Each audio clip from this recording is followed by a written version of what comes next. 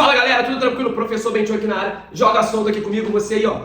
2 toques na bola, toque em mim e respira que hoje o clima tá bom. Galera, o assunto é interessante e eu tenho certeza que você vai gostar. E pra você que tá chegando agora que ainda não se inscreveu, vai lá, dá uma moral no canal, inscreva-se, ativa as notificações pra quando eu postar vídeo novo, você receber tudo em primeira mão. Como o assunto aqui é sobre futebol, e a gente fala muito, principalmente sobre os direitos dos atletas, o direito desportivo, galera, eu tô com esse livro aqui, ó. Não é indicação, não é patrocínio, mas é muito bom. Eu adquiri, inclusive também eu ganhei um sorteio, tava com muita sorte aquele dia, tá, do Dr. Guilherme, tá, que fala sobre as SAF, que é o tema do vídeo de hoje. E você que está interessado em saber por que hoje é SAF, por que antes não era, fica aqui com esse vídeo, já deixa um like, inscreva-se e ó, compartilha para o máximo de pessoas que você puder.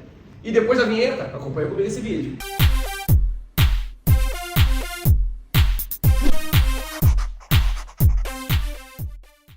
Acompanhando nossa linha do tempo, a gente acompanhava muitos clubes e existia, né, aquela paixão, tanto do atleta quanto do torcedor. Você via que haviam atletas que não jogavam em outro clube, não queriam trocar. Só que as coisas foram mudando, as leis foram modificando, foram se atualizando e isso acabou. E por que o pessoal fala assim, hoje o jogador não tem amor ao clube? Ele tem amor ao clube, só que atrás do clube, ou melhor dizendo, no topo da pirâmide do clube, existia um presidente, que muitas das vezes não batia com o atleta. E ele via que o presidente, embora seja uma sociedade que sem fins lucrativos, diferente da SAF, que visa o lucro, o cara ficava rico, e o jogador, se você reparar, jogadores até 95, 96, muitos deles estão falidos, endividados. E os presidentes dos clubes não. Como é que pode um negócio desse? E aí o jogador começou a ficar esperto, começou a ter assessoria. Você vê que hoje em 2025 o que mais cresce é o quê? Assessoria de atleta. Opa, calma aí, vamos ver essas leis, vamos ver esses direitos. Hoje os atletas têm mais condições de negociar do que antigamente. E começaram a falar que jogadores eram mercenários. Não são mercenários, são oportunidades.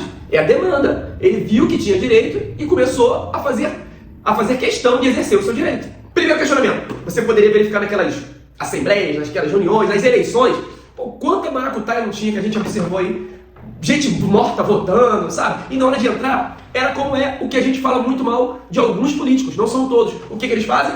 Fazem aquela campanha, chama todo mundo e começa o quê? Distribuir cargo. Não necessariamente é o melhor e o mais apto, o mais técnico para aquela função, mas é o cara que apoiou ele na candidatura, então ele tinha que exercer uma função. Ou seja, profissionalmente falando, o clube ficava a desejar. E aí o que aconteceu?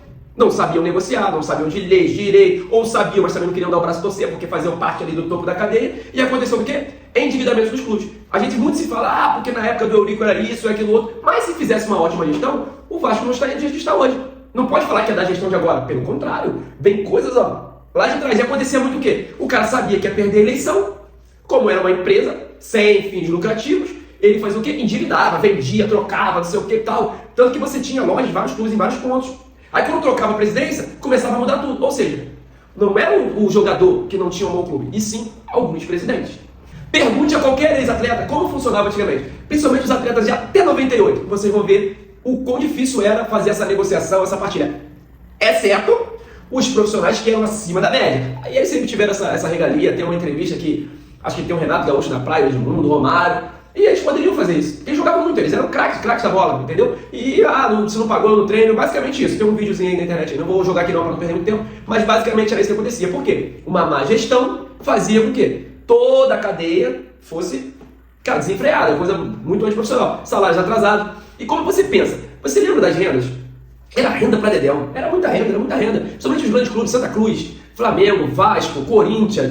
Você nunca ia imaginar que o Palmeiras, se não fosse essa nova gestão aí, estava afundado na lama. E entrando dinheiro. Só que não se tinha esse controle, não se tinha fiscalização suficiente para isso. E com a criação da SAF, houve um chefe e que visa o lucro. Então agora mudou de figura. E se algo não está dando certo, ele automaticamente pode demitir ou trocar. Quando não era a SAF, o que acontecia? Você tinha que ficar com aquele cara ou aquela mulher durante todo o seu mandato, porque você prometeu o cargo para ele e ele te ajudou na eleição. No modelo, posso dizer anterior, que é um modelo associativo, ele fazia uma gestão muito amadora, que é isso que a gente está falando, desse cabide de emprego.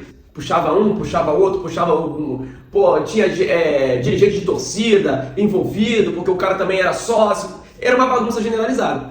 Mas, tratando-se de futebol especificamente, mesmo sendo SAF, a torcida ainda tem um poder muito grande. Então, se você é SAF, você é uma empresa. Vamos supor, eu tenho uma empresa aqui, Bentinho.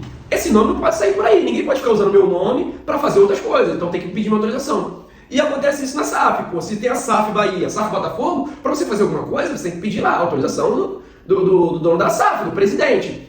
Só que, inclusive, houve, se eu não me engano, foi até no Bahia mesmo, que a mulher fez um bolo com o escudo do Bahia, e aí a empresa queria cobrar direito de imagem, direitos autorais ou royalties, eu não sei o que era não. Eu vou até pesquisar aqui, depois eu vou botar no Instagram pra vocês darem uma olhada.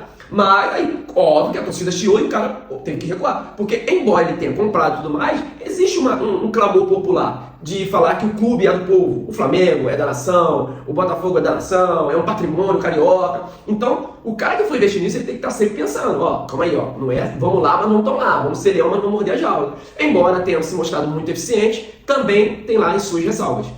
E você é a favor ou contra a SAF? Na maioria dos casos, eu vou deixar aqui a minha opinião, eu sou a favor sim. Mas se fosse da forma, né, do modo associativo e que desse certo, como está dando certo para pouquíssimos clubes, poderia permanecer, não tem problema algum, porque se o cara fizer uma boa gestão, hoje em dia com internet, com YouTube, né, com aplicativo, com transparência, com compliance, código de ética, as coisas estão melhorando. Mas mesmo assim a gente sabe que todo mundo consegue dar uma burlada no sistema.